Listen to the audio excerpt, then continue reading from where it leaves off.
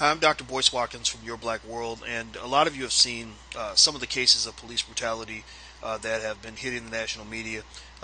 Most of you know what happened with Eric Garner, who was killed by the NYPD. Most of you know about Miss Denise Stewart, who was a Brooklyn grandmother who was dragged out into the hallway topless. There's just so many of these cases going on, and I'm thinking, and the person that I have on the air with me actually suggested this, that we should start digging to the root of the issue as opposed to responding to individual cases. The person I have on the line is somebody you need to listen to. His name is Ken Williams. Ken Williams is a former police officer. He did 20 years on the force. He's also an expert witness in many wrongful death lawsuits. So he knows a whole lot of stuff. And first, I want to ask Ken, how you doing today, my friend? Hello, how you doing, Doctor? Thank you for having me. I'm glad you're here, man. And I always want to mention the name of your company, but I don't want to say it wrong. It's K. Will and Associates. Is that right? K. Will Services, Doctor. K. Will Services. See, every time I always mess it up. I need to start writing it down. Okay, so Ken, you bring some of these cases to my attention, and it seems like there's so many. But what's interesting to me is that I don't think that police brutality has necessarily increased over time. It seems that maybe now social media is allowing more people to see what's really been happening under the surface all along. Is that your perception as well? Well, I think it's basically stayed kind of neutral. Some of the things that the city and municipalities have done historically is they've hidden from the taxpayers how much these type of scandals are actually costing the taxpayers. So, for instance, in New York, they recently published, I guess it was nearly $1 billion, I believe, that they paid out in settlements for these type of egregious acts over the past decade or so. I believe LAPD has posted its settlements as well, several $100 million. And when we look at across the spectrum of the United States, ultimately, the taxpayers are hiring, training police officers. Police officers are, they raise their right hand, they swear to take an oath to go and, uphold the Constitution, protect and serve citizens. But we've already discussed this. There's two nations going on here. There's a white nation that's getting a very good service, I believe, most of the time out of police.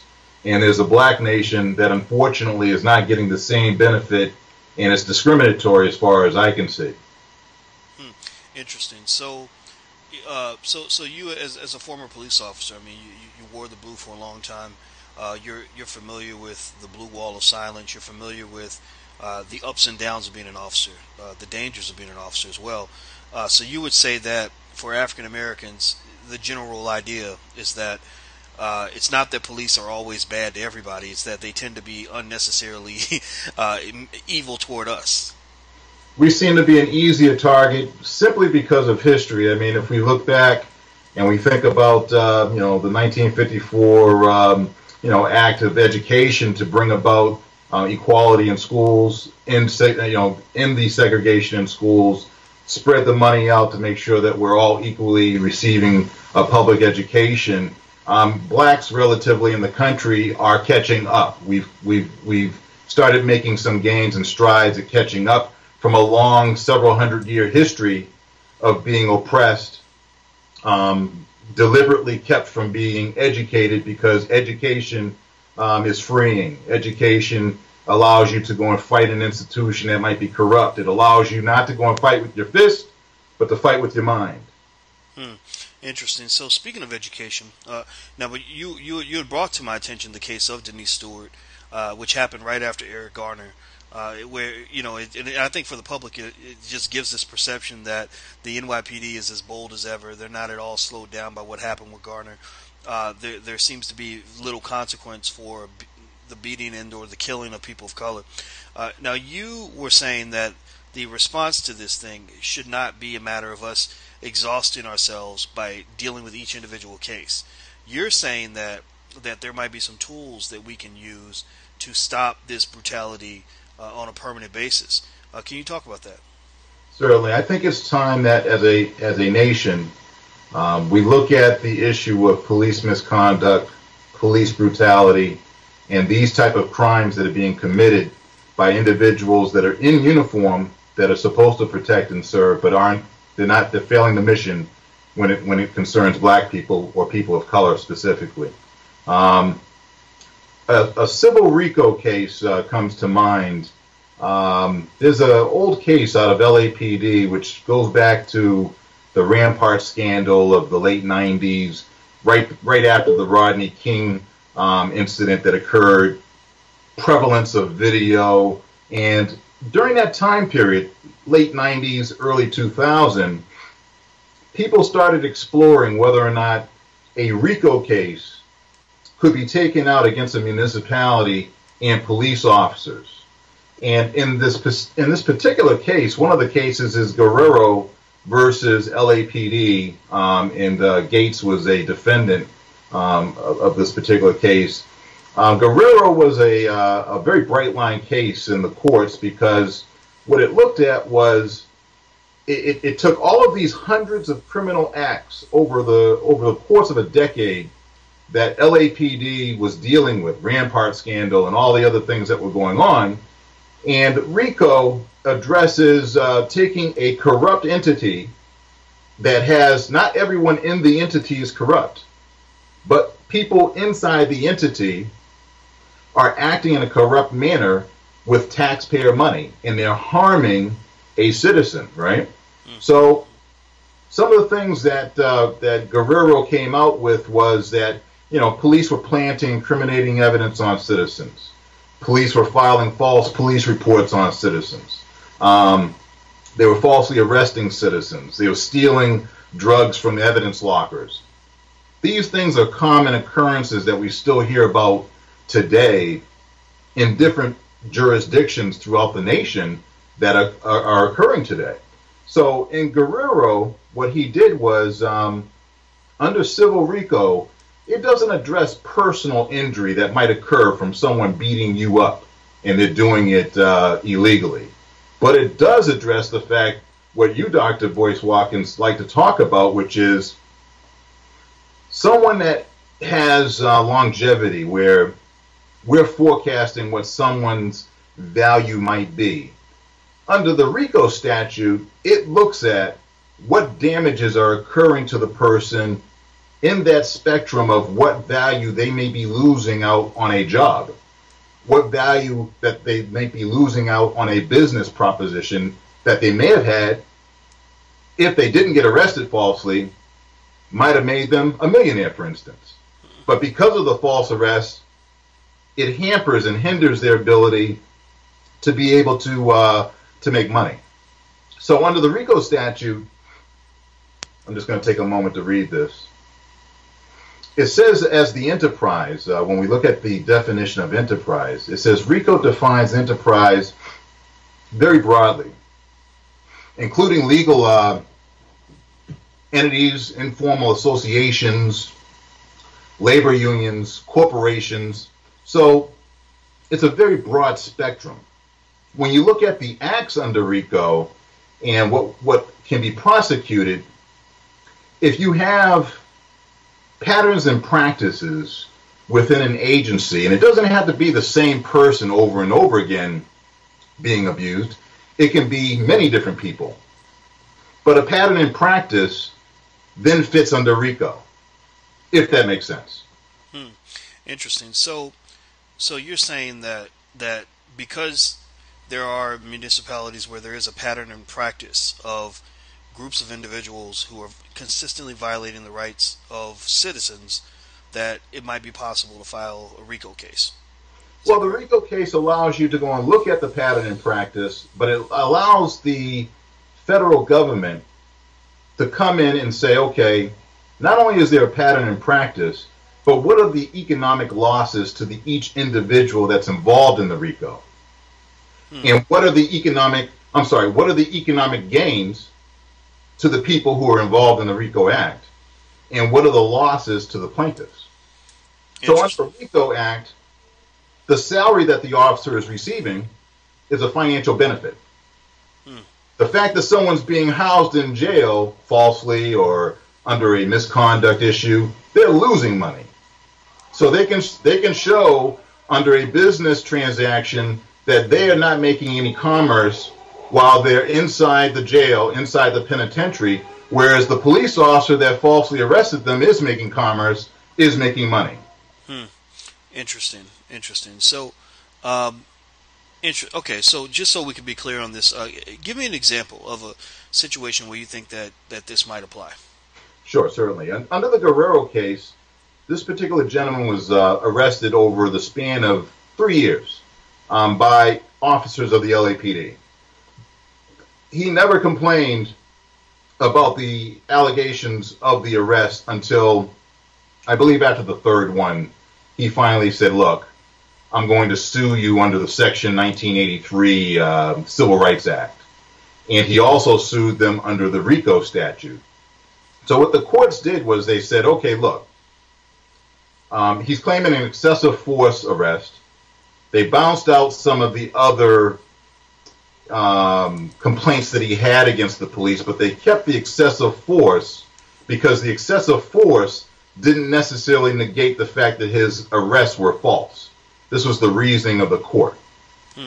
Because his excessive force survived and his RICO statute against LAPD survived, LA ended up settling his case for multi-million dollars. So effectively, what a lot of what I'm gathering from what you're sharing here is that a big part of achieving justice is to pursue justice, and that sounds like a simple idea, but a lot of people don't pursue justice; they just complain, and because they assume that justice is not available to them, right? So because when you talk about these cases where people have actually filed suits, filed complaints, really tried to draw attention to what's going on with them as well as seek a remedy, the remedy has become available, but in many cases, if you feel powerless, you don't do anything. You just get mad and you say, these police are always doing this to me, but you don't document anything, you don't tell anybody, you don't get any attorneys to help you, all that stuff. Do you think that that's kind of a problem here? That's a very huge problem. In the community, we have a lot of folks that feel that if you snitch, you lose some sort of credibility. And the idea of snitching needs to go and die. It needs to die quickly because it's killing us. If someone is doing a wrong to you, it's not called snitching, it's called protecting your interests. So if you complain to someone, whether it's you complain to the police themselves, or you go above the police and complain to the state police, or you complain to the FBI, or you get your own lawyer and you file your own complaint in a courthouse, the complaint mechanism is necessary because it does a couple different things. A, it tracks the fact that you as a complainant complained about a certain individual regarding a certain act that was committed against you that you thought was wrong. The other thing that it does is it allows other people who might have interactions with that person to see over his history that there were other complaints, and that is what is establishing a pattern and a practice. If everyone is keeping their mouths shut, they don't want to go to file a complaint because that's just a little bit too much work. If there's no complaint, then it never happened. And that's what people need to realize, is that in order to go and make progress, in order to make change, you're going to have to do a little work. And I'm not talking about, I hear it all the time on social media where people are mad. They want to go out, they want to protest. And I'm all for a good protest. I'm all for a good awareness campaign. But at the same time, there has to be something that's being done that's going to actually create change. Martin Luther King wasn't about just the awareness campaign and the protest. He was about making sure Congress passed laws. The 1964 Title VII Civil Rights Act, monumental, made it possible for everyone to have greater opportunity in the workplace.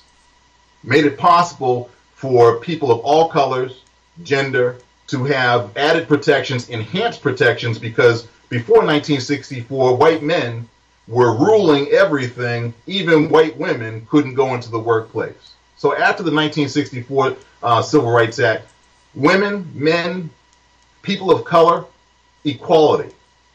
Without that act, without that law, without that enforcement mechanism, what do we have if we only have a good protest?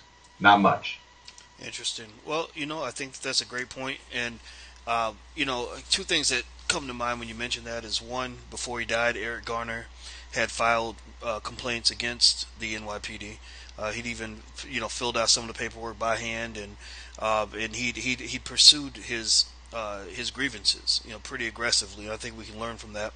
And then two, you see so many cases where someone accuses an officer of wrongdoing, and their case is bolstered by the fact that other people have complained in the past. And I think that that's very important. So, when you talk about the snitching thing, I'm of the same opinion as you that the whole stop snitching, like don't snitch for just telling someone not to snitch just because that's kind of ignorant, kind of silly. We know people think that way, but at the same time, I think that sometimes there are legitimate reasons for people not snitching. They're afraid. They're afraid of the police. They're afraid of one of the gangs, either the gangs in the street or the gangs in blue, coming and retaliating against them. And it's funny. I think that's a very real threat in some cases. In fact, I just, as you were talking, a message popped up on my computer screen, which was an email from Gabrielle Calhoun, who was a young lady who was beaten by the police in Bloomington, Illinois, and we helped her last year. She was a straight A student. They picked the wrong person, knocked her teeth out, took her out bare-chested in front of a Denny's full of people. I mean, it was one of the most egregious civil rights violations I've seen in a while. But anyway, one of the things that Gabby told me was that the minute she started to speak up, the minute she started to complain, the minute her case gained attention, she started noticing police driving by her house. Her family was threatened. So I think for some people that fear can be legitimate, right? But in how you respond to that is up to you. But I think in the absence of something that's legitimate, we have to speak up. You may not benefit, you may not win your case, but you're going to help somebody else. So I'll let you get the last word on this. Let's go back to the Eric Garner thing. We saw that that his death was ruled a homicide. You see that the momentum is still strong in New York. What do you think is going to happen? I mean, do you think that these officers are actually going to go to jail, or do you think that that someone's just going to get fired and that's it? I mean, what do you think the outcome is going to be? I know earlier today, around 2 p.m., the patrolman Benevolent Association for the PBA for the police union up in New York, they had a press conference and they flat out said that they did not see where the officer committed a chokehold, and that they did not believe that the medical examiner's findings were correct, that they were ignoring the medical science. The medical examiner works for the state, so he's on their side if you want to look at it technically that way. Scientifically, the medical examiner said, based on the autopsy, a chokehold killed Mr. Garner. So there are a couple of problems that are going on in New York.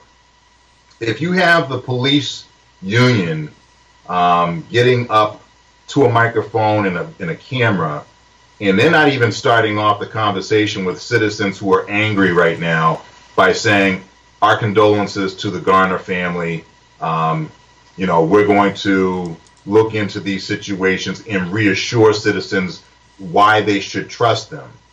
The police didn't do that. They stepped to the microphone arrogantly, looked into the camera and said, what you saw on that tape and what the medical examiner findings are, false. What we're telling you is the truth. What we wrote in our reports and signed in our reports, the truth. The district attorney's office is tasked with the filing of criminal charges against anyone that commits a crime or is accused of committing a crime. So the ball is now in the district attorney's court. We now know that the medical examiner on one side is saying homicide. We now know on the other side, the New York Police Union is saying don't believe what you saw on the video and don't believe the medical examiner. I believe at the end of the day, based on what I perceived the NYPD police union doing as damage control, someone's going to get charged. That's my belief. It's my belief that because the videotape is such compelling evidence, along with the medical examiner's scientific evidence, it would be crazy for the district attorney's office to ignore all of that. in its findings for criminally charging someone for committing a crime. Um, if there is no one charged with a crime, the federal government's got to go and step into this thing, because we clearly have lost all types of credibility as far as people trusting the police. The people pay the salaries of those police officers. The officers don't pay the people. The police are accountable to the people. And for them to take a position where they want to step up to a microphone and try to intimidate the public and try to go and call people names and say that they're police haters and this and that, that's foolish, because there's a gentleman that's 6 feet in the ground right now, and he didn't die from natural causes. He died because someone had their arms around his neck. That's the truth. And for them to reject the common sense aspect of that and not show any empathy, that's the wrong course for them to be taking. Well, there you go. Everybody, this is Mr. Ken Williams. He is a former police officer. He did 20 years on the Brockton Police Department in Massachusetts. I always say Brockport, which says that I just get stuff wrong. He's also the founder of K-Will Services Incorporated, and you can go to kwillservices.com. Is that right? That's correct, sir. And he's also an expert witness on wrongful death trials, and just a smart guy and a good brother. It was good talking to you again, Ken. Thank you. Thank you again, Doctor. And thank you, everybody, for watching. I'm Dr. Boyce Watkins from Your Black World. And until we meet again, please stay strong, be blessed, and be educated. We are gone. Peace.